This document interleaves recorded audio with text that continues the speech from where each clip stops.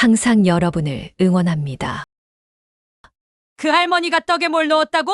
설마? 그래. 다들 화장실을 못 찾아 난리였지. 특히 박정임은 바지에 지른 채로 119에 실려갔어. 그들이 제 인생을 망친 것처럼 저도 그들의 경로당 생활을 망칠 거예요. 제 이름은 김순자입니다. 78살, 이 마을에서 한때 가장 유명한 떡집 주인이었어요. 그리고 지금은 경로당에서 일어난 그 사건의 주인공이 되었죠. 평범한 할머니가 어떻게 그런 일을 저질렀냐고요. 잠시만 기다려보세요. 인생은 참 예측할 수 없는 법이니까요. 제 일상은 평범한 월요일 아침부터 시작됩니다. 오늘도 그곳에 가야 한다는 생각에 가슴이 무거워집니다. 경로당. 그곳은 제게 마치 전쟁터 같은 곳이죠. 매일 아침 저는 마치 전쟁터에 나가듯 경로당으로 향했어요. 왜 계속 가느냐고요? 글쎄요. 어쩌면 아직도 제가 그들에게 인정받길 원하는 어리석은 욕망 때문일까요? 아니면 그저 집에 혼자 있는 것보다는 사람 사이에서 무시당하는 게 덜 외롭기 때문일까요? 남편을 일찍 여의고 자식들은 모두 멀리 서울에 살고 있으니 이 작은 시골 마을에서 저는 정말 외로운 존재였습니다. 5년 전까지만 해도 저는 이 마을에서 꽤나 인정받는 사람이었어요. 30년 넘게 운영한 순잔의 떡집은 명절이면 마을 사람들로 북적였고 인근 도시에서도 손님들이 찾아올 정도였으니까요. 그때 저는 인생이 이렇게 급격히 바뀔 거라고는 상상도 못했습니다. 오늘도 경로당 문을 열자마자 저를 향한 독사들의 시선이 느껴졌습니다. 그들의 눈빛은 날카롭고 차가웠습니다. 마치 독사의 혀처럼 제 살을 찌르는 듯한 그런 시선이었죠. 박정임, 그녀는 경로당의 여왕벌입니다. 전직 초등학교 교장이라는 지위를 무기로 모든 사람을 휘어잡지요. 그것도 모자라 지역 노인회에서도 꽤 영향력 있는 인물입니다. 그녀의 옆에는 충실한 부하 이명자가 항상 붙어 있습니다. 마을의 소문을 조작하고 퍼뜨리는데 천재적인 재능이 있는 여자죠. 그리고 최영순, 마을에서 가장 연장자라는 이유만으로 모든 사람이 존경해야 한다고 생각하는 위선자입니다. 그들은 윷놀이에 열중한 척하며 저를 철저히 무시했습니다. 간신히 인사를 건네도 돌아오는 건 얼음장 같은 침묵과 마지못해 끄덕이는 고개뿐이었습니다. 저도 같이 윷놀이를 하고 싶다고 말했지만 정임은 마치 제가 더러운 것이라도 만진 것처럼 인상을 찌푸리며 제가 규칙도 잘 모른다고 비꼬았습니다. 그들이 제게 던지는 모욕은 때로는 노골적이고 때로는 교묘했습니다. 이명자는 제가 탄 커피가 맛없다고 일부러 제가 들을 수 있게 말했고 영수는 제게 커피 한 잔 대접할 생각도 없었습니다. 마치 제가 그들의 커피를 마실 자격도 없다는 듯이 말이죠. 이렇게 소외된 채 구석에 앉아 있을 때면 저는 종종 제 떡집을 떠올립니다. 떡을 만들던 그 시절은 제 인생에서 가장 행복한 시간이었어요. 꿀떡, 송편, 경단, 제 손끝에서 만들어지는 떡들은 사람들에게 기쁨을 주었고 저 역시 그런 기쁨을 나눌 수 있어 행복했습니다. 하지만 지금은 그저 찌질이 할매로 전락해버렸네요. 경로당 문이 열리고 강대식 회장님이 들어왔습니다. 경로당의 유일한 남자, 70대 후반임에도 지금도 여전히 마을 노인회 회장직을 맡고 있는 사람이죠. 그가 들어오자마자 말 그대로 개판이 됐습니다. 그때까지 저를 보는 것조차 귀찮아하던 정임과 이명자의 얼굴에 갑자기 꽃이 피었습니다. 아이고, 회장님, 여기 앉으세요. 정임은 마치 10살은 어려 보이는 어색한 애교를 부렸고 이명자는 허리 통증에 좋은 파스 이야기를 꺼내며 그의 환심을 사려 했습니다. 가증스럽게도 강대식은 그런 관심을 즐기는 듯했죠. 경로당 유일의 남자라는 이유로 받는 특별 대우에 우쭐해하는 모습이 역겹게 느껴졌습니다. 제가 파스에 대한 정보를 나누려 했을 때 정임은 노골적으로 제 말을 자르고 김치찌개 이야기를 꺼냈습니다. 그들은 정임의 김치찌개를 세상에서 가장 맛있는 음식인 것처럼 치켜세웠고 저는 또다시 대화에서 철저히 배제되었습니다. 매일 같은 패턴이 반복되는 일상이었죠. 이명자는 서울에 사는 손주 사진을 자랑했습니다. 명문대학에 합격한 손자 이야기를 하며 우쭐대는 모습이 정말 지겨웠습니다. 사실 제 손자도 의대에서 전문의 과정 중이지만 저는 그런 사실을 자랑하지 않습니다. 아니, 정확히는 자랑할 기회조차 주어지지 않는 거죠. 그들에게 제 이야기는 관심 밖이었으니까요. 하지만 그날 마치 운명의 장난처럼 한 사람이 나타났습니다. 윤미자. 서울에서 새로 이사 온 73세 할머니였습니다. 그녀의 등장은 마치 정적인 연못에 던져진 돌멩이 같았습니다. 단정한 외모에 세련된 말투, 그리고 무엇보다 자신감 넘치는 모습이 인상적이었습니다. 안녕하세요, 여러분. 새로 이사 온 윤미자예요. 경로당에 좀 다녀도 될까요? 그녀의 말에 경로당이 갑자기 조용해졌습니다. 마치 하이에나 무리가 새로운 먹잇감을 발견한 것처럼 정임과 이명자, 영순의 눈이 번쩍였습니다. 그들은 서울에서 온 새로운 피를 맛보려는 듯 달려들었죠. 아이고, 서울에서 오셨어요? 여기 앉으세요. 차 한 잔 드세요. 서울에서는 어떤 일 하셨어요? 순간적으로 경로당의 분위기가 완전히 바뀌었습니다. 그들의 과장된 친절함이 역겹게 느껴졌습니다. 하지만 더 역겨운 건 저에게는 단 한 번도 그런 친절을 베풀지 않았다는 사실이었죠. 그런데 갑자기 예상치 못한 일이 벌어졌습니다. 모두의 관심을 한 몸에 받던 윤미자의 눈이 구석에 혼자 앉아있는 저에게 향한 것입니다. 그녀는 호기심 어린 눈빛으로 저를 바라보았습니다. 저기 혼자 계신 분은 누구세요? 그녀의 질문에 정임이 당황한 기색으로 저를 소개했습니다. 아, 저기는 김순자 씨라고 우리 경로당 회원이에요. 윤미자는 정임의 말을 무시하고 곧장 제게 다가왔습니다. 반갑습니다. 저는 윤미자예요. 같이 얘기해요. 그 순간 정임과 이명자의 얼굴이 일그러지는 것을 목격했습니다. 마치 자신들의 영역에 침입자가 들어온 것처럼 불안해하는 모습이었죠. 그들은 작은 소리로 속삭였지만 저는 선명하게 들을 수 있었습니다. 언니, 저 새로운 사람은 왜 순자한테 저래? 모르겠어, 곧 알게 되겠지. 그들의 속삭임에는 불안과 경계심이 가득했습니다. 마치 자신들의 비밀이 탄로날까 두려워하는 것 같았죠. 그때는 그게 무슨 의미인지 알 수 없었습니다. 윤미자는 저와 이야기를 나누며 제가 예전에 떡집을 운영했다는 걸 알게 되었습니다. 그녀는 진심으로 놀라며 관심을 보였습니다. 정말요? 떡 만드는 거 정말 대단한데 언젠가 저한테도 만드는 법 좀 알려주세요. 그 순간 정임의 얼굴이 붉어졌고 이명자는 입술을 깨물었습니다. 그들의 눈빛에서 저는 이상한 감정을 읽을 수 있었습니다. 분노, 질투, 아니면 공포. 그때는 그냥 지나쳤지만 나중에 알게 될 그들의 비밀과 연관되어 있었던 거죠. 정임은 급하게 점심시간이 되었다며 화제를 바꾸려 했지만 윤미자는 계속해서 저에게 관심을 보였습니다. 점심시간이 되자 그녀는 저에게 함께 앉자고 제안했고 저는 어안이 벙벙한 채로 수락했습니다. 5년 가까이 경로당을 다녔지만 누군가가 저와 식사를 같이 하자고 한 건 처음이었으니까요. 그날 처음으로 저는 경로당에서 누군가와 진정한 대화를 나눴습니다. 윤미자는 저의 이야기를 진심으로 들어주었고 제가 만들었던 떡에 대해 흥미진진하게 물어보았습니다. 그 순간만큼은 예전에 떡집을 할 때의 자신감이 조금씩 돌아오는 듯 했습니다. 하지만 그때까지만 해도 저는 몰랐습니다. 이 만남이 제 인생을 완전히 뒤집어 놓을 거라는 것을. 그리고 이 평화로워 보이는 경로당 안에 숨겨진 끔찍한 비밀들과 음모가 곧 모두 드러나게 될 거라는 것을. 윤미자와의 만남 이후 경로당에서의 제 일상에 미묘한 변화가 찾아왔습니다.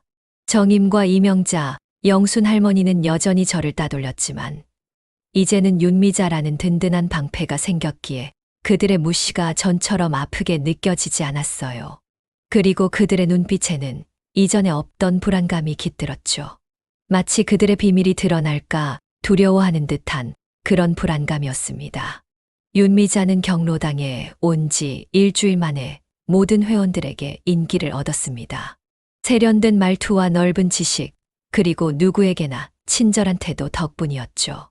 하지만 그녀는 특별히 저와 가까워졌습니다. 매일 저와 함께 앉아 이야기를 나누고 밖에서도 만나 산책을 하기도 했습니다. 처음으로 진짜 친구가 생긴 것 같아 가슴이 따뜻해졌어요. 어느 날 오후 윤미자와 함께 차를 마시며 제 과거 얘기를 나누고 있었습니다. 떡집을 어떻게 시작했는지, 어떤 종류의 떡을 잘 만들었는지, 그리고 왜 그만두게 되었는지. 떡집은 정말 제 인생이었어요. 30년 넘게 했지요. 우리 마을에서 제일 가는 떡집이었어요. 명절 때는 밤새 떡을 만들었죠. 온 마을 사람들이 제 떡을 먹으며 자랐다고 해도 과언이 아니에요. 윤미자의 눈에는 진심 어린 관심이 담겨 있었습니다. 그럼 왜 그만뒀어요? 그렇게 성공한 가게였다면. 제 입에서 깊은 한숨이 새어나왔습니다. 이 질문은 항상 제 가슴을 아프게 했으니까요. 5년 전에 갑자기 장사가 안 됐어요. 어느 날 갑자기 떡에서 이물질이 나왔다는 소문이 돌았거든요. 처음에는 한두 명이 그런 얘기를 하더니 순식간에 온 마을에 퍼졌어요. 하지만 저는 늘 청결을 제일로 여겼는데 지금도 그 일이 이해가 안 돼요. 떡집 문을 닫던 날의 기억이 선명하게 떠올랐습니다. 빈 가게, 텅 빈 주문장, 그리고 제 평생 최악의 굴욕이었던 보건소 조사까지. 그 모든 것이 하룻밤 사이에 일어난 일이었습니다. 윤미자는 의미심장한 표정으로 저를 바라보았습니다. 그래요? 그건 정말 이상하네요. 누군가 의도적으로 그런 소문을 퍼뜨렸을 가능성은 없을까요? 그녀의 말에 저는 깜짝 놀랐습니다.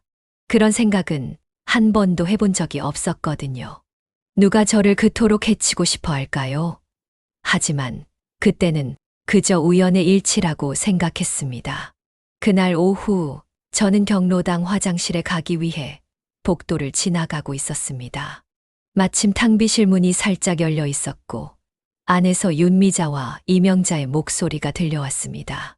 저는 무심코 발걸음을 멈췄습니다. 이명자 씨, 제가 궁금한 게 있어요. 왜 다들 김순자 씨를 그렇게 대해요? 윤미자의 목소리가 또렷하게 들렸습니다. 이명자가 잠시 침묵했다가 말했습니다. 그건 미자 씨가 알 필요 없는 일이에요. 알 필요 없다니요? 제가 보기엔 괴롭힘에 가까운데요. 노인들끼리 왕따라니 말도 안 돼요. 미자 씨, 우리 마을 일에 끼어들지 마세요. 순자는 자기가 한 일에 대한 대가를 받고 있을 뿐이에요. 무슨 일이요? 그건 정임 씨한테 물어봐요. 근데 충고하는데 순자와 너무 가까워지지 마세요. 손해볼 수 있어요. 제 심장이 빠르게 뛰기 시작했습니다. 내가 한 일에 대한 대가라니 무슨 말인지 이해할 수 없었습니다. 무엇보다 저는 평생 착하게 살아왔다고 자부했는데 어떤 일을 했다는 건지 제가 뭔가 잘못을 저질렀다는 건지 혼란스러웠습니다. 이튿날 저는 윤미자와 함께 경로당 근처 공원으로 산책을 나갔습니다. 날씨는 화창했지만 제 마음은 어제 들은 이야기로 인해 흐릿했습니다. 공원 벤치에 앉아 한참을 침묵하다가 윤미자가 입을 열었습니다. 순자 씨, 사실 제가 어제 이상한 대화를 들었어요. 저는 가슴이 두근거렸습니다. 무슨 대화요? 윤미자는 잠시 망설이는 듯 했습니다. 그녀의 표정이 평소보다 훨씬 진지했습니다. 정임 씨와 영순 씨가 하는 얘기를 우연히 들었어요. 순자 씨에 관한 거였는데. 저에 관한 얘기요? 뭐라고 했는데요? 목소리가 떨렸습니다. 윤미자는 고개를 숙이고 조심스럽게 말했습니다. 그들이 순자 씨 떡집을 일부러 망하게 했다고 했어요. 그 말을 듣는 순간 제 온몸에 전류가 흐르는 듯 했습니다. 뭐라고요? 정임 씨가 자기 조카를 시켜서 순자 씨 떡에 이물질을 넣게 했대요. 그리고 마을에 소문을 퍼뜨렸다고. 정말 끔찍한 일이에요. 저는 얼어붙었습니다. 머릿속이 하얘지고 온몸에서 힘이 빠져나가는 것 같았습니다. 제 인생의 가장 큰 상처, 5년 전에 그 사건이 사고가 아니라 의도적인 음모였다니. 그것도 매일 만나는 경로당 사람들에 의해 계획된 일이었다니. 5년 전 갑자기 떡에서 쇠붙이가 나왔다는 소문 때문에 30년 넘게 해온 떡집이 순식간에 망했던 그 순간이 스쳐 지나갔습니다. 그때 저는 누가 그런 짓을 했는지 몰랐습니다. 하지만 이제 알게 된 것입니다. 그들의 얼굴이 하나둘 제 머릿속에 떠올랐습니다. 정임, 이명자, 영순, 그리고 강대식도 그 계획에 가담했을까요? 하지만 왜요? 제가 그들에게 무슨 잘못을 했길래? 제 목소리는 떨리고 있었습니다. 윤미자는 깊은 숨을 내쉬었습니다. 질투 때문이래요. 순자 씨가 마을에서 제일 잘 나가는 떡집을 하면서 자식들도 모두 성공했잖아요. 정임 씨는 교장 선생님이었지만 자식들은 모두 평범하게 살고 있고 영순 씨는 늘 마을에서 최고 어른으로 대접받았는데 순자 씨가 떡집으로 유명해지니까 자기 위치가 흔들린다고 느꼈대요. 저는 말문이 막혔습니다. 그동안 저는 무엇인가 제가 잘못해서 따돌림을 당한다고 생각했는데 알고 보니 이유 없는 질투와 시기 때문이었습니다. 제가 열심히 일해서 얻은 성공, 제 자식들이 저와 무관하게 이룬 성취가 원망의 이유였다니 말도 안 되는 일이었습니다. 그게 다가 아니에요. 윤미자가 계속했습니다. 그들은 경로당에서도 순자 씨를 계속 괴롭히기로 계획했대요. 순자 씨의 물건을 숨기거나 다른 회원들에게 순자 씨와 어울리지 말라고 경고하고 심지어 순자 씨 커피에 소금을 넣은 적도 있대요. 순간 식은땀이 흘렀습니다. 그동안 제가 경로당에서 겪었던 모든 이상한 일들이 떠올랐습니다. 갑자기 사라진 돋보기, 유독 제게만 맛없는 식사, 갑자기 바뀐 자리 배치. 모든 것이 계획적이었던 것입니다. 그들은 저를 미치게 만들려고 했던 겁니다. 단지 제가 성공했다는 이유만으로요. 저 믿기 힘들어요. 제 목소리가 떨렸습니다. 믿기 힘들다기보다는 믿고 싶지 않았습니다. 이 마을에서 수십 년을 함께 살아온 사람들이, 제가 인생의 대부분을 함께 보낸 사람들이 저를 그토록 증오했다는 사실을 받아들이기. 윤미자는 제 손을 꼭 잡았습니다. 그녀의 손에서 따뜻함이 전해졌습니다. 저도 처음엔 믿기 힘들었어요. 하지만 제가 직접 들었어요. 그리고 더 충격적인 건 그들이 앞으로도 계속 괴롭힐 계획이 있다는 거예요. 뭐라고요? 다음 주 경로당 야유회 때 순자 씨를 산에 혼자 두고 오려는 계획을 세우고 있어요. 마치 실수인 것처럼요. 그 말을 듣는 순간 분노와 배신감, 슬픔이 한꺼번에 밀려와 눈물이 쏟아졌습니다. 그동안 저는 그들에게 인정받기 위해 얼마나 많은 노력을 했습니까? 매일 아침 일찍 가서 청소를 돕고 명절에는 제 손으로 떡을 해가고 회비도 가장 많이 내고, 그런데 그들은 저를 그토록 미워했던 겁니다. 제 인생을 망치고도 모자라 앞으로도 저를 괴롭힐 계획이라니. 지금까지 제 삶은 무엇이었을까요? 속고 있었던 걸까요? 아니면 저 자신을 속이고 있었던 걸까요? 모든 것이 거짓으로 가득 찬 이 상황에서 저는 누구를 믿어야 할지 혼란스러웠습니다. 순자 씨, 이제 어떻게 하실 거예요? 윤미자가 물었습니다. 저는 눈물을 닦으며 천천히 고개를 들었습니다. 그동안의 슬픔과 자기 연민이 사라지고 그 자리에 차가운 결심이 자리 잡았습니다. 평생 착하게 살아온 저였지만 이제는 달랐습니다. 이제는 그들이 제게 했던 것처럼 저도 그들에게 해줄 차례였습니다. 복수할 거예요. 제 목소리는 이제 흔들리지 않았습니다. 그들이 제게 했던 것처럼 저도 그들에게 해줄 거예요. 윤미자의 눈이 커졌습니다. 어떻게요? 저는 입꼬리를 살짝 올리며 말했습니다. 제가 떡을 잘 만들잖아요. 30년 떡집 운영의 기술이 떠올랐습니다. 특별한 떡을 준비할 거예요. 그들만을 위한 특별한 떡을. 윤미자는 잠시 충격을 받은 듯 했지만 곧 고개를 끄덕였습니다. 도와드릴게요. 저도 간호사였으니까. 어떤 재료가 필요한지 알려드릴 수 있어요. 그렇게 우리의 복수 계획은 시작되었습니다.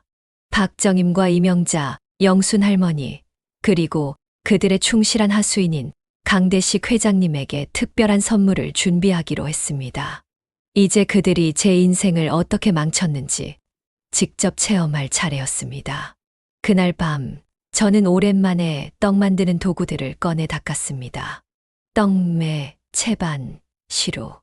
5년 동안 창고에 처박혀 있던 도구들이 다시 제 손에 쥐어졌습니다. 30년간 떡을 만들며 익힌 솜씨로 이번에는 특별한 레시피를 완성할 차례였습니다. 미자의 말이 귓가에 맴돌았습니다. 먹으면 배탈이 나지만 생명에는 지장 없는 약초가 있어요. 제가 구해올게요. 저는 떡방아를 내리치며 웃음을 참을 수 없었습니다. 그들이 저를 찌질이 할매라고 불렀던 날들, 제 뒤에서 수군거리던 모습들, 제 인생을 망친 그 순간들. 모든 기억이 제게 힘을 주었습니다. 이제 제 차례였습니다. 제가 웃을 차례. 마지막 웃음은 제가 지을 것입니다. 떡을 만드는 일은 늘 저에게 기쁨을 주었습니다. 30년 동안 그랬고, 이번에도 다르지 않았어요. 다만 이번엔 그 기쁨의 성격이 조금 달랐을 뿐이죠. 도마 위에서 춤추듯 움직이는 떡매, 쫄깃한 반죽을 다루는 손길, 그리고 그 어느 때보다 특별한 재료들. 모든 것이 완벽했습니다. 5년의 공백에도 불구하고 제 손놀림은 여전히 노련했습니다. 찹쌀을 불리고 반죽하고 모양을 내는 과정은 마치 어제 떡을 만들었던 것처럼 자연스러웠습니다. 떡을 만들면서 저는 제 자신이 다시 살아나는 것을 느꼈습니다. 5년 동안 잃어버렸던 제 정체성이 다시 돌아오는 느낌이었죠. 어떤 효과가 있을까요? 윤미자가 가져온 약초를 보며 물었습니다. 윤미자는 작은 봉투에서 갈색 가루를 꺼내며 미소 지었습니다. 걱정 마세요. 생명에는 지장 없어요. 다만 2-3시간 동안 화장실을 떠나지 못할 거예요. 그리고 약간이 복통과 함께요. 저는 씁쓸한 웃음을 지었습니다. 그들이 내 인생 5년을 망쳤는데 고작 화장실 몇 시간이라니. 하지만 이건 시작일 뿐이잖아요. 윤미자가 눈을 반짝이며 말했습니다. 오늘의 작은 복수가 끝나면 우리는 더 큰 계획을 실행할 거예요. 그녀의 말에 기대감이 생겼습니다. 그렇습니다. 이건 단지 시작에 불과했어요. 그들이 제 인생을 어떻게 망쳤는지 그들도 똑같이 느껴봐야 하니까요. 정의는 반드시 실현되어야 합니다. 약초를 넣어 특별하게 만든 떡은 겉보기에는 평범했습니다. 아니, 오히려 더 아름다웠다고 해야 할까요? 눈처럼 하얀 떡에 분홍빛과 연두색으로 색을 더한 모양이 정말 예술 작품 같았습니다. 이름하여 복수의 떡. 누가 이 아름다운 떡에 특별한 재료가 들어있다고 의심이나 하겠습니까? 다음 날 아침, 저는 평소보다 더 공들여 화장을 했습니다. 오랜만에 빨간 립스틱도 바르고 제일 좋은 옷을 꺼내 입었죠. 거울 속 제 모습은 5년 전 떡집 주인 김순자의 모습을 떠올리게 했습니다. 자신감 넘치고 당당한 그 모습 말이에요. 오늘은 특별한 날이니까요.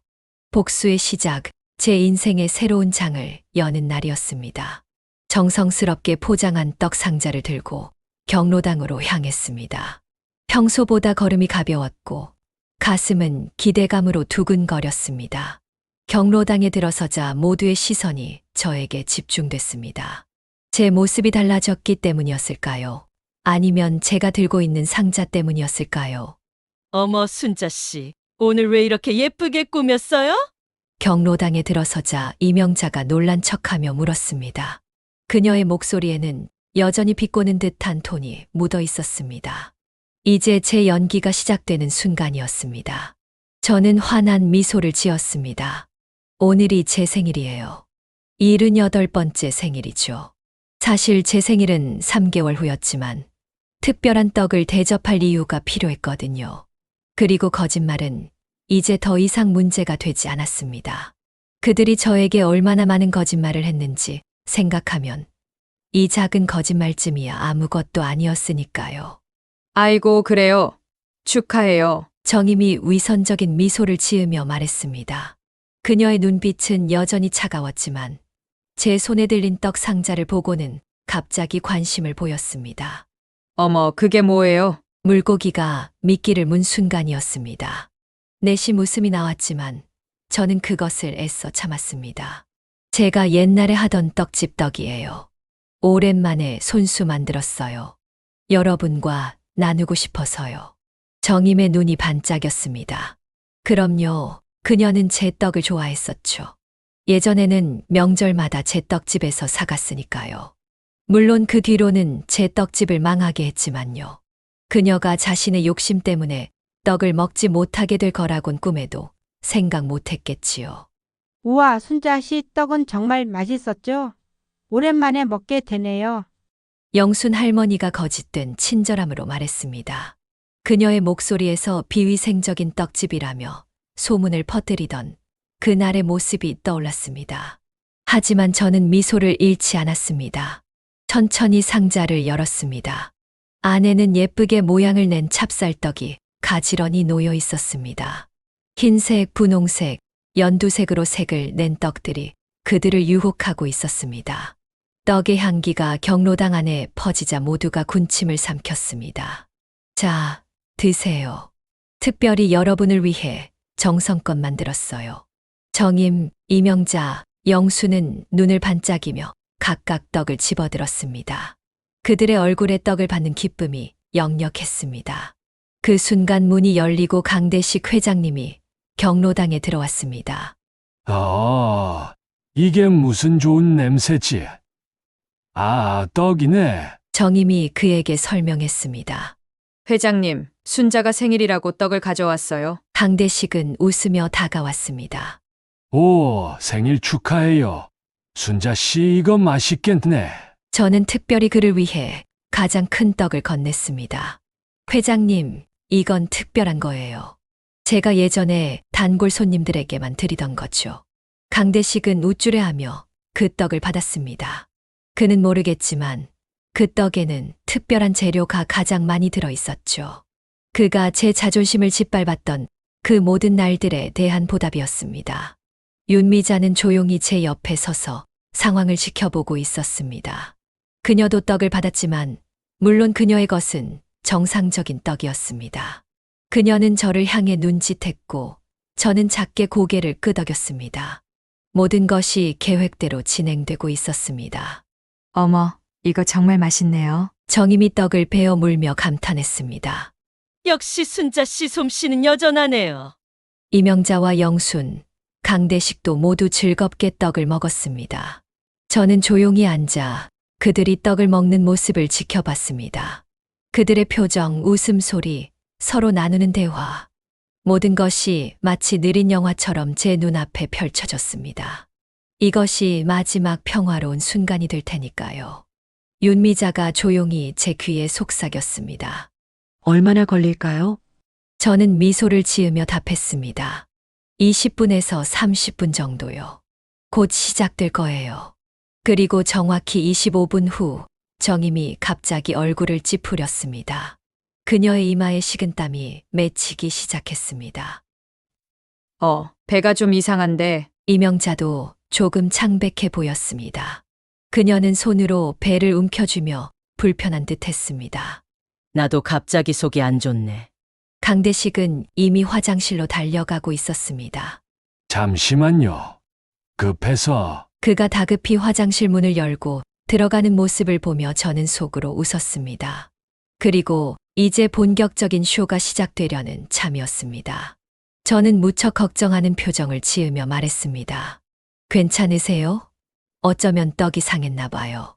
너무 오랜만에 만들어서. 겉으로는 걱정하는 척했지만 제 마음속은 평온했습니다. 아니, 어쩌면 기쁨이라고 해야 할까요?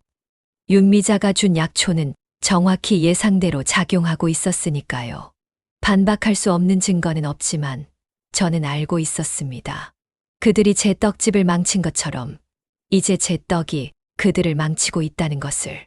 30분도 채 지나지 않아 경로당은 아수라장이 되었습니다. 화장실은 단 2개뿐인데 4명이 모두 급한 상황이었으니까요. 강대식은 이미 한쪽 화장실을 점령하고 나올 기미가 보이지 않았고 정임은 다른 화장실에 들어갔다가 심한 복통으로 쓰러져 119를 불러야 했습니다. 이명자와 영수는 집으로 급히 가려 했지만 경로당 문 앞에서 이미 다리에 힘이 풀려 비참한 상황을 맞이했죠. 그들의 체면이 구겨지는 순간이었습니다. 평소 그토록 위험 있고 고상한 척하던 그들이 이제는 아이처럼 울부짖으며 도움을 청하고 있었으니까요. 그 혼란 속에서 저와 윤미자는 조용히 경로당을 빠져나왔습니다. 바깥 벤치에 앉아 우리는 멀리서 구급차 소리를 들었습니다. 정임을 태우러 온 구급차였겠지요.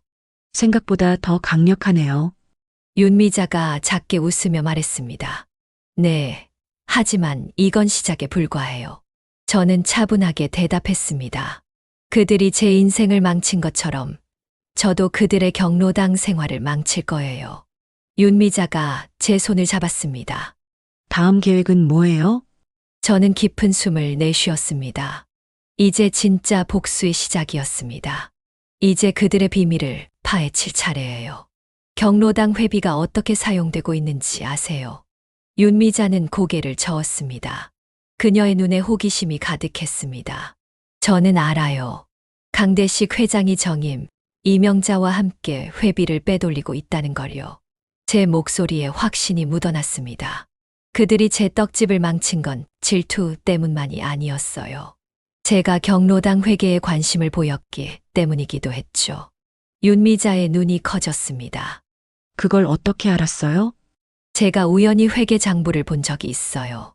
제 취미가 북이었거든요. 그 장부에 이상한 점이 많았어요. 그런데 제가 그 이야기를 꺼냈더니 그 후로 갑자기 그들이 저를 더 심하게 따돌리기 시작했죠. 어쩌면 그들은 제가 그들의 비리를 알게 될까봐 두려웠던 걸지도 몰라요. 그래서 떡집을 망하게 한 거군요. 순자 씨가 경제 감각이 있고 장부를 볼 줄 아니까 위협이 된 거네요. 그런 것 같아요. 지금이야말로 그 비밀을 모두에게 폭로할 때예요. 증거가 있나요? 윤미자가 걱정스럽게 물었습니다. 저는 가방에서 작은 노트를 꺼냈습니다. 5년 동안 제가 비밀리에 수집한 정보들이 담긴 노트였습니다. 5년 동안 저는 조용히 모든 것을 기록해왔어요. 날짜, 금액, 그리고 용도가 다르게 기재된 모든 항목들. 이제 마을 회관에 이 자료를 가지고 갈 거예요. 윤미자는 놀라움을 감추지 못했습니다. 순자 씨 대단해요. 정말 치밀하게 준비했네요. 네, 그동안 제가 바보처럼 보였겠지만 저는 다 지켜보고 있었어요. 제 목소리에는 자부심이 묻어났습니다. 오늘 그들이 화장실에서 고통받는 동안 저는 강대식의 사무실에서 최신 회계 장부를 복사했어요. 저는 가방에서 또 다른 서류 뭉치를 꺼냈습니다. 바로 오늘 복사한 회계 장부였습니다. 윤미자는 경외감에 찬 눈으로 저를 바라봤습니다. 순자 씨, 처음 만났을 때와 완전히 다른 사람 같아요. 저는 미소 지었습니다. 그들이 만든 거예요. 그들은 온순한 양을 사나운 늑대로 만들었죠. 그날 밤 우리는 모든 자료를 정리했습니다. 다음 날은 매월 열리는 마을 주민회의 날이었고 저는 그곳에서 모든 것을 폭로할 계획이었습니다. 5년의 침묵 끝에 이제 제 목소리를 낼 때가 왔습니다. 하지만 그날 밤 예상치 못한 일이 벌어졌습니다. 9시가 조금 넘은 시간, 문 두드리는 소리에 저는 누구지 하고 의아해하며 문을 열었습니다. 그리고 문 앞에 서 있는 사람을 보고 깜짝 놀랐습니다. 창백한 얼굴의 정임이 서 있었습니다. 순자 씨, 우리 좀 얘기해요. 저는 냉정하게 그녀를 맞이했습니다. 이제 더 이상 누구에게도 약한 모습을 보이지 않을 것입니다. 정임 씨, 어쩐 일이세요? 몸은 괜찮으세요? 정임은 고개를 숙였습니다. 그녀는 평소의 당당한 모습이 아니었습니다. 지친 눈, 떨리는 손, 창백한 얼굴. 오늘의 사건 때문일까요? 아니면 내일 있을 폭로가 두려워서일까요? 그 떡이 일부러 그런 거죠. 저는 태연하게 대답했습니다. 표정 하나 바꾸지 않고요. 무슨 말인지 모르겠네요. 제 떡이 상했다면 정말 미안해요. 순자 씨, 그녀의 목소리가 떨렸습니다. 우리가 당신에게 한 일 알고 있죠? 이제 그녀도 모든 것을 인정하는군요. 5년 만에 처음으로 정임의 입에서 진실이 나왔습니다. 저는 그녀를 똑바로 쳐다봤습니다. 네, 알고 있어요. 당신들이 제 떡집을 망하게 했다는 것도, 경로당에서 저를 따돌렸다는 것도, 그리고 경로당 회비를 빼돌리고 있다는 것도요. 정임의 얼굴이 하얗게 변했습니다. 어떻게? 중요한 건 그게 아니에요. 제가 차갑게 대답했습니다. 중요한 건 내일 제가 모든 것을 마을 사람들 앞에서 폭로할 거라는 거예요. 그러자 정임이 갑자기 무릎을 꿇었습니다. 경로당의 여왕, 마을에서 존경받던 교장 선생님이 이제 제 앞에서 무릎을 꿇고 있었습니다. 그 모습이 어찌나 비참해 보이던지. 제발 그러지 마세요. 제 남은 인생이 망가져요. 제 손주들 얼굴을 어떻게 봐요? 그녀의 애원에도 저는 마음이 흔들리지 않았습니다. 5년 동안 쌓아온 분노와 원한은 그리 쉽게 사라지지 않으니까요. 그럼 당신은 제 인생을 망칠 때 그런 생각 안 했나요? 제 떡집은 제 전부였어요. 30년 넘게 일군 제 삶의 자부심이었어요. 정임은 울면서 애원했습니다. 잘못했어요. 정말 미안해요. 무슨 일이든 할게요. 제발 내일 그 폭로만은. 바로 그때 제 머릿속에 새로운 계획이 떠올랐습니다. 단순한 폭로보다 더 달콤한 복수가 있었으니까요. 그들의 권력을 빼앗는 것, 그들의 자리를 차지하는 것. 그것이야말로 진정한 복수가 아닐까요? 좋아요. 한 가지 조건이 있어요. 정임은 희망에 찬 눈으로 저를 바라봤습니다. 뭐든지요. 내일부터 경로당 회장은 제가 될 거예요. 그리고 당신은 모든 사람들 앞에서 자백할 거예요. 물론 회비 문제는 빼고요. 그건 우리끼리의 비밀로 남겨둘게요. 일단은요. 이 제안에는 함정이 있었습니다. 회비 문제는 제 손에 쥐고 있는 카드였으니까요. 언제든 필요할 때 꺼내 쓸 수 있는 무기였습니다. 정임은 망설였지만 결국 고개를 끄덕였습니다. 알겠어요. 그렇게 할게요. 저는 승리의 미소를 지었습니다. 이제 진짜 게임이 시작되는 거였으니까요. 단순한 복수를 넘어 저는 경로당의 새로운 여왕이 되어 그들을 제 소나귀에 넣을 참이었습니다. 하지만 제가 모르는 것이 있었습니다. 정임은 이미 그날 밤 다른 계획을 세우고 있었고 윤미자에게는 저도 모르는 또 다른 비밀이 있었다는 것을. 이 두 가지 비밀이 곧 제 인생을 또 한 번 뒤흔들 거라는 사실을 그때는 알지 못했습니다. 경로당은 그 어느 때보다 조용했습니다. 모두가 충격에 빠진 표정으로 정임을 바라보고 있었습니다. 그녀는 방금 모든 사람들 앞에서 5년 전 제 떡집을 일부러 망하게 했다는 사실을 고백했거든요. 물론 회비 횡령 문제는 빼고요. 그건 아직 제 손에 쥐고 있는 마지막 카드였으니까요. 정임의 모습은 어제와 완전히 달랐습니다. 평소의 당당함과 고집스러움은 온데간데 없고 깊이 고개를 숙인 채 떨리는 목소리로 말하고 있었습니다. 제 앞에서 무릎 꿇고 애원하던 그 모습 그대로였죠. 그래서 저는 오늘부터 김순자 씨가 새 회장이 되는 것을 제안합니다. 그녀의 말이 끝나자 경로당은 술렁이기 시작했습니다. 누군가는 분노했고, 누군가는 혼란스러워했고, 또 누군가는 호기심 어린 눈빛으로 저를 바라보았습니다. 그들은 제가 어떤 사람인지 몰랐을 테니까요. 제가 그동안 얼마나 무시당했는지, 얼마나 고통받았는지, 그리고 이제 얼마나 강해졌는지도 말이죠. 강대식이 자리에서 벌떡 일어났습니다. 그의 얼굴은 불그락푸르락했고 눈에는 분노가 가득했습니다. 잠깐만요. 회장직은 투표로 정하는 겁니다. 이렇게 갑자기 결정할 수 없어요. 그는 아직도 상황을 통제할 수 있다고 생각하는 모양이었습니다. 하지만 이미 판은 기울어져 있었죠. 제가 가진 카드가 훨씬 더 강했으니까요. 저는 천천히 일어나 모두를 둘러보았습니다. 이제 더 이상 눈치 보며 움츠러드는 김순자가 아니었습니다. 제 목소리는 제 눈빛은, 제 태도는 모두 달라져 있었습니다. 물론이죠. 강 회장님. 투표하시죠. 공정하게요. 윤미자가 제 옆에서 손을 들었습니다. 그녀의 눈빛에서 확신을 읽을 수 있었습니다. 저도 한 가지 제안이 있어요. 투표하기 전에 순자 씨가 어떤 계획을 가지고 있는지 들어보는 게 어떨까요? 모두가 고개를 끄덕였습니다. 저는 준비해온 서류 뭉치를 꺼냈습니다. 밤새 준비한 경로당 운영 계획서였습니다. 몇 년 동안 생각해온, 그리고 복수심에 불타 더욱 완벽하게 다듬은 계획이었죠. 제가 생각하는 경로당의 미래는 이렇습니다. 첫째, 회비 사용의 투명성입니다. 이 말에 강대식과 이명자가 창백해졌습니다. 제가 그들의 비리를 알고 있다는 신호였으니까요. 그들의 표정 변화를 즐기며 저는 계속 말을 이었습니다. 둘째, 모든 회원들이 동등하게 대우받는 환경을 만들겠습니다. 더 이상의 따돌림은 없을 겁니다. 몇몇 회원들이 조용히 박수를 쳤습니다. 그동안 저만 따돌림을 당한 것이 아니었나 봅니다. 다른 회원들도 정임 일당의 횡포에 시달렸던 모양이었죠. 그리고 저는 미소를 지으며 마지막 카드를 꺼냈습니다. 사람들의 마음을 사로잡을 달콤한 제안이었습니다. 마지막으로 제가 경로당 회장이 되면 여러분 모두에게 특별한 혜택이 있을 겁니다. 제 옛 떡집을 다시 열어 매주 경로당에 무료로 떡을 제공하겠습니다. 물론 이 무료 떡 제안은 모두를 위한 것이 아니었습니다. 특정 내 사람은 절대 먹지 않을 테니까요. 다시는 제 떡을 먹을 수 없을 테니까요.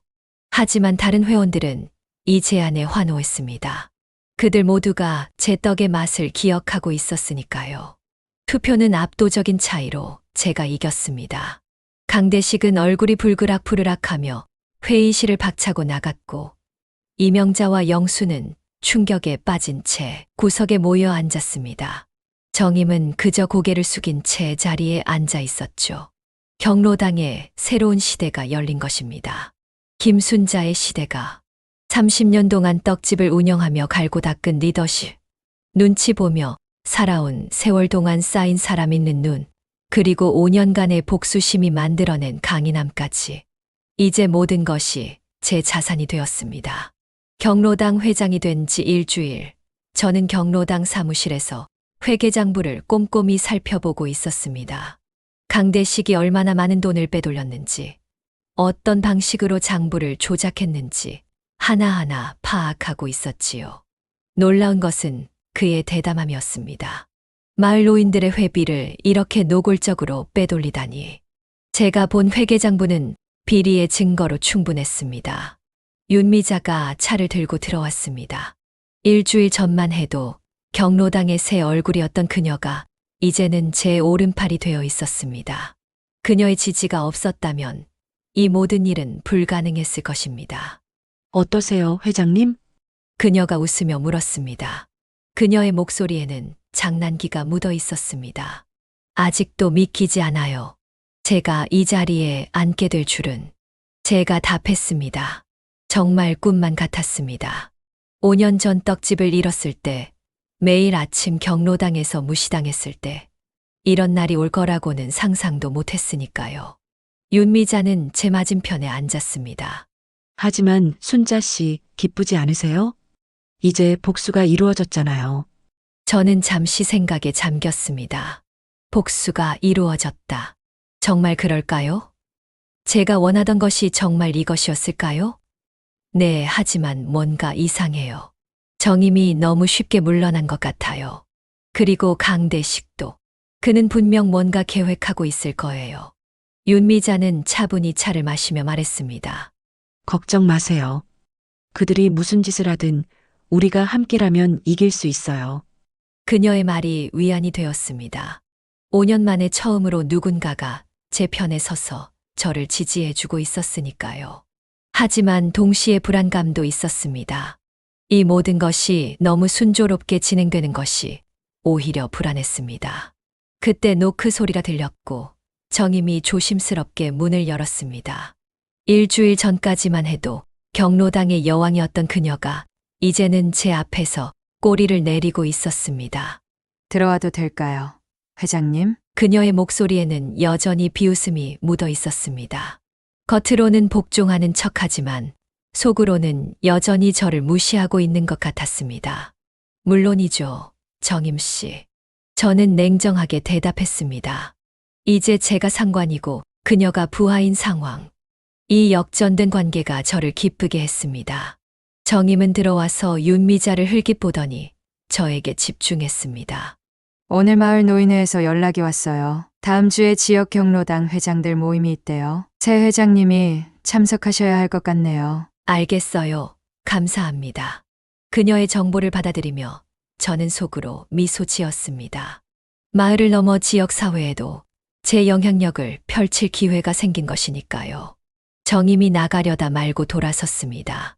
아참, 윤미자 씨. 혹시 서울에서 병원 어디서 일하셨다고 하셨죠? 순간 윤미자의 표정이 굳는 것을 발견했습니다. 그녀는 잠시 침묵했다가 웃으며 대답했습니다. 세브란스요. 왜 물으세요? 아니요. 그냥 궁금해서요. 제 조카가 그쪽에서 일했거든요. 정임이 나간 후 저는 윤미자를 바라보았습니다. 그녀의 표정이 평소와 달랐습니다. 불안해 보였죠. 왜 갑자기 당신 직업에 관심을 보이는 걸까요? 윤미자는 어깨를 으쓱했습니다. 괜찮아요. 아마 그냥 확인하고 싶었던 거겠죠. 그녀의 대답이 썩 만족스럽지 않았지만 그때는 더 묻지 않았습니다. 하지만 그 순간부터 모든 것이 이상해지기 시작했습니다. 그날 저녁 저는 집으로 돌아가는 길에 마을 슈퍼 앞에서 강대식과 정임, 이명자가 무언가 심각한 대화를 나누는 모습을 발견했습니다. 그들의 표정은 어둡고 진지했으며 무언가 중요한 이야기를 나누는 듯했습니다. 하지만 그들은 저를 보자 갑자기 대화를 멈추고 흩어졌습니다. 저는 그들의 행동이 수상쩍었지만 크게 신경 쓰지 않았습니다. 어차피 그들은 이제 제 손아귀에 있었으니까요. 만약 무슨 짓을 벌이려 한다면 제가 가지고 있는 비리 증거로 언제든 그들을 쓰러뜨릴 수 있었습니다. 하지만 다음 날 아침 경로당에 가자 이상한 분위기가 감지되었습니다. 사람들이 저를 보며 수군거리고 어떤 이들은 제가 지나갈 때 갑자기 대화를 멈췄습니다. 평소보다 더 많은 회원들이 모여 있었고 그들의 눈빛에는 의심과 호기심 그리고 약간의 비난이 섞여 있었습니다. 무슨 일이에요? 저는 윤미자에게 물었습니다. 윤미자도 어리둥절한 표정이었습니다. 저도 모르겠어요. 아침부터 뭔가 이상해요. 그때 이명자가 우리 앞에 나타났습니다. 그녀의 얼굴에는 승리의 미소가 떠올라 있었습니다. 며칠 전 떡을 먹고 화장실에서 고생하던 그 모습은 온데간데 없고 다시 옛날의 교만한 표정으로 돌아와 있었습니다. 아, 순자 씨. 오늘 아침 신문 보셨어요? 아니요, 무슨 일인가요? 이명자는 지역 신문을 내밀었습니다. 그리고 저는 그 기사를 보고 숨이 멎는 듯 했습니다. 5년 전 떡집 식중독 사건의 진실, 제목 아래 제 떡집에서 실제로 식중독이 발생했다는 거짓 증언들이 가득했습니다. 마치 정임의 계략이 아니라 실제 사건이었던 것처럼 꾸며진 기사였죠. 더 충격적인 것은 제 사진이 크게 실려 있었다는 점이었습니다. 제가 경로당 회장이 된 것도 언급되어 있었고 이것이 마을 주민들의 안전을 위협한다는 식의 내용까지 있었습니다. 이게 무슨... 이명자는 가짜 동정의 표정을 지었습니다. 순자 씨, 정말 몰랐어요? 5년 전 그 일이 다시 화제가 된 모양이에요. 어쩌면 회장직도 다시 생각해봐야 할지도? 저는 분노로 떨며 말했습니다. 이건 다 거짓말이에요. 정임이 꾸민 일이라고 그녀도 인정했잖아요. 아이고, 그건 순자 씨가 정임을 협박해서 그런 거라고 다들 알아요. 증거도 있대요. 저는 현기증이 날 지경이었습니다. 어떻게 이런 일이... 제가 겨우 경로당 회장이 된 지 일주일 만에 모든 것이 무너지려 하고 있었습니다. 정임과 강대식이 준비한 역공격이었습니다. 그들은 생각보다 훨씬 교활했습니다. 윤미자가 제 팔을 잡았습니다. 진정해요, 순자 씨. 이건 분명 그들의 계략이에요. 우리도 대응할 수 있어요. 바로 그때 경로당 입구에서 소란이 일었습니다. 낯선 남자가 들어와 주위를 둘러보더니 윤미자를 발견하고는 곧장 다가왔습니다. 그는 중년의 키 큰 남자였고 얼굴에는 분노가 가득했습니다.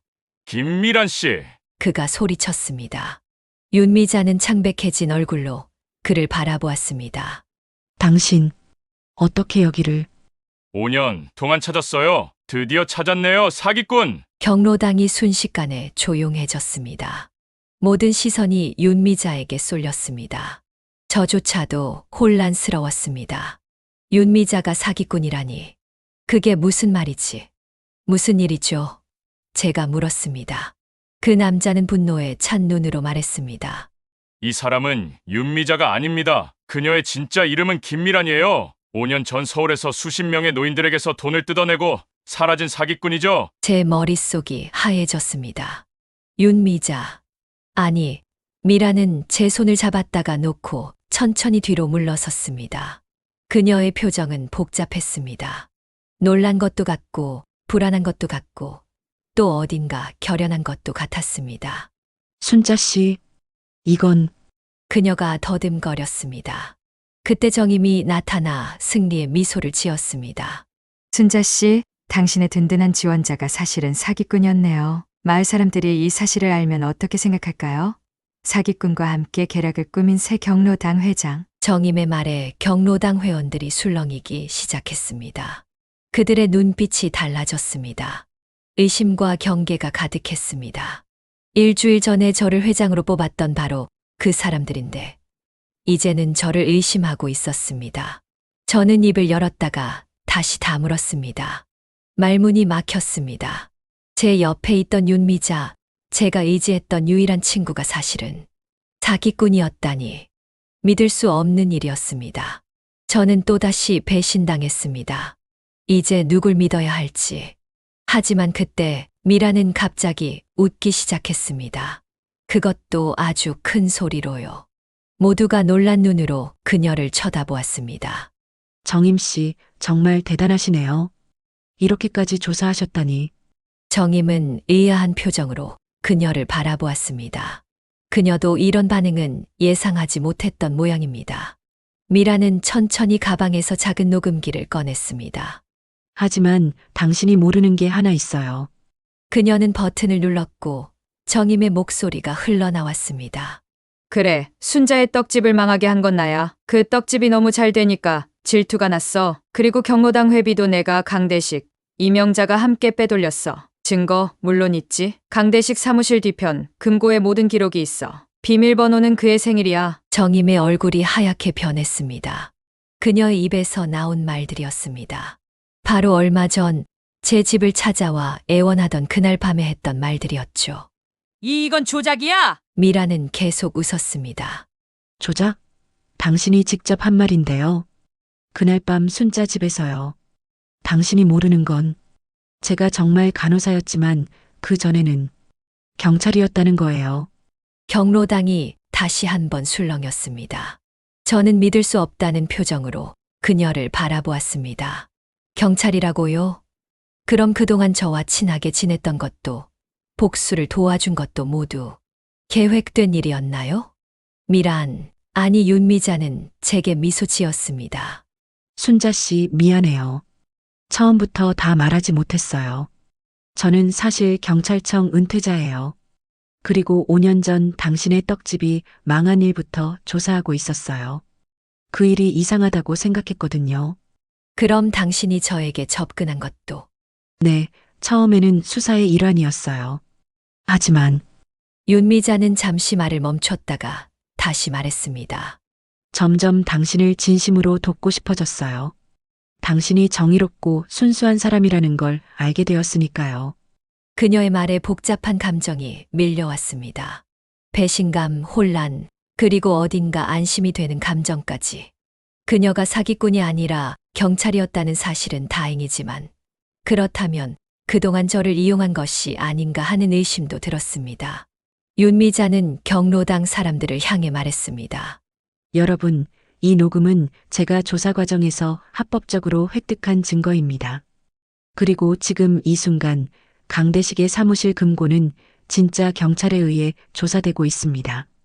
마치 그녀의 말을 증명하듯 경로당 입구에서 경찰 제복을 입은 사람들이 들어오기 시작했습니다. 2명의 경찰관이 강대식의 사무실에서 서류 뭉치를 들고 나왔고 다른 2명은 문 앞에 서 있었습니다. 정임, 강대식, 이명자의 얼굴에서 핏기가 가셨습니다. 그들은 서로를 바라보다가 갑자기 뒷문으로 도망치려 했지만 이미 경찰이 기다리고 있었습니다. 박정임, 강대식, 이명자 씨, 공금 횡령 및 명예훼손 혐의로 조사해야 합니다. 저는 그 모든 광경을 믿을 수 없다는 듯이 바라보았습니다. 회계장부 조작, 제 떡집을 망하게 한 음모, 그리고 계속된 따돌림. 모든 것이 드러나고 있었습니다. 그것도 저와는 전혀 상관없는 방식으로요. 저의 복수 계획과는 별개로 법의 심판이 그들에게 내려지고 있었습니다. 윤미자, 아니 미라는 제 옆에 서서 말했습니다. 순자 씨, 이제 모든 게 밝혀질 거예요. 그리고 당신은 정당한 보상을 받게 될 거예요. 저는 여전히 혼란스러웠습니다. 하지만 당신은 왜 그런 식으로 접근했어요? 처음부터 경찰이라고 말할 수도 있었잖아요. 미라는 진지한 표정으로 답했습니다. 그랬다면 그들이 모든 증거를 없앴을 거예요. 저는 그들의 신뢰를 얻어야 했어요. 그래서 당신의 신뢰도 그런 방식으로 얻어야 했죠. 정말 미안해요. 그녀의 말이 끝나자마자 경찰은 정임, 강대식, 이명자를 연행해 갔습니다. 경로당은 충격에 빠진 회원들로 가득했습니다. 그들은 모두 저를 바라보고 있었습니다. 아마도 제가 이제 무엇을 할지 궁금했겠죠.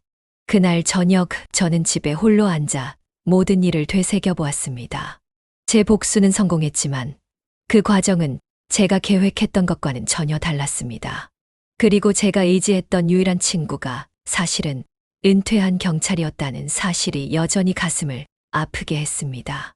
그녀의 우정이 진심이었을까요? 아니면 수사를 위한 연기였을까요? 문 두드리는 소리에 저는 생각에서 깨어났습니다. 문을 열자 윤미자, 아니 미란이 서 있었습니다. 들어와도 될까요? 그녀가 조심스럽게 물었습니다. 저는 망설이다가 고개를 끄덕였습니다. 이제 모든 것이 끝났으니 그녀에게 듣고 싶은 이야기가 있었습니다. 순자 씨, 당신을 속인 것에 대해 정말 미안해요. 하지만 제 우정은 진심이었어요. 그런데 왜 그 사기꾼 이야기가? 미라는 한숨을 쉬었습니다. 강대식이 서울에 연락해서 제 과거를 조사했나 봐요. 제가 경찰일 때 맡았던 마지막 사건이 노인 대상 사기 사건이었어요. 그 사건의 범인이 김미란이라는 여자였죠. 강대식은 그 사건 기록만 보고 저를 그 사기꾼이라고 착각한 거예요. 저는 아직도 혼란스러웠습니다. 그럼 오늘 당신을 찾아온 그 남자는? 경찰 동료예요. 저희가 미리 계획한 거였어요. 그들이 우리의 함정에 걸려들도록요. 이제 모든 것이 이해되기 시작했습니다. 윤미자, 아니 미라는 처음부터 정임과 강대식을 함정에 빠뜨리기 위한 계획을 가지고 있었던 것입니다. 그리고 그 과정에서 저는 그저 하나의 도구였던 걸까요? 너무 복잡해요. 그냥 시간이 필요해요. 저는 솔직하게 말했습니다. 이 모든 상황을 받아들이기엔 너무 갑작스러웠으니까요. 미라는 이해한다는 듯 고개를 끄덕였습니다. 물론이에요. 하지만 한 가지만 알아두세요. 당신의 떡집은 다시 열 수 있어요. 정임과 그 일당이 모든 피해를 배상해야 할 테니까요. 그녀의 말에 제 마음이 흔들렸습니다. 떡집을 다시 열 수 있다니. 5년 동안 꿈에서만 그리던 일이었습니다. 그녀는 자리에서 일어났습니다. 그리고 경로당 회장도 계속하셔야 해요. 이제 진짜로요. 모든 비리와 음모 없이 모두가 행복한 경로당을 만들어주세요. 당신이라면 할 수 있어요. 미란이 떠난 후 저는 오랫동안 창밖을 바라보았습니다. 제 인생은 이제 또 다른 전환점을 맞이했습니다. 복수는 끝났고 정의는 이루어졌습니다. 하지만 제 마음속에는 여전히 빈 공간이 있었습니다. 복수가 제게 진정한 행복을 가져다 주지는 못했나 봅니다. 다음 날 아침, 저는 평소보다 일찍 경로당에 도착했습니다. 회장실 문을 열자 책상 위에 작은 상자가 놓여 있었습니다. 열어보니 떡집 열쇠와 함께 쪽지가 있었습니다. 새 시작을 위해 미란. 저는 미소를 지었습니다. 새로운 시작. 어쩌면 이번에는 복수가 아닌 화해와 행복을 위한 시작이 될지도 모르겠습니다. 이제는 과거에 집착하기보다는 앞으로의 삶을 살아갈 시간이었습니다. 경로당의 문을 열고 들어오는 회원들을 바라보며 저는 마음속으로 다짐했습니다. 이제 진짜 웃음이 가득한 경로당을 만들어야겠구나. 마지막 웃음은 복수가 아닌 행복한 웃음이어야 해. 그리고 그날부터 우리 경로당은 정말 달라지기 시작했습니다. 새로운 활동들이 생겨나고 더 많은 노인들이 찾아오기 시작했습니다. 무엇보다 이제는 따돌림과 차별이 없는 공간이 되었습니다. 모두가 존중받고 모두의 이야기가 들려지는 그런 공간이요. 그리고 제 떡집도 다시 문을 열었습니다. 이제는 경로당 활동의 일환으로 젊은이들에게 전통 떡 만드는 법을 가르치기도 합니다.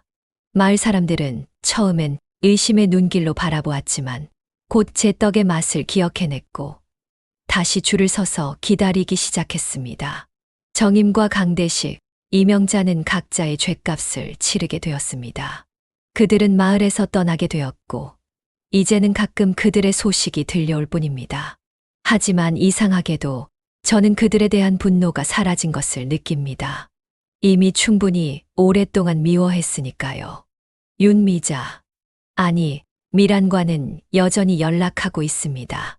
그녀는 이제 정말로 이 마을에 정착했고 경로당에서 건강관리 프로그램을 진행하고 있습니다. 우리의 관계는 처음과는 다르지만 이제는 진정한 신뢰를 바탕으로 한 우정이 되어가고 있습니다. 마지막 웃음을 짓게 된 사람은 바로 저였습니다. 하지만 그것은 복수의 웃음이 아닌 새로운 시작과 행복의 웃음이었습니다.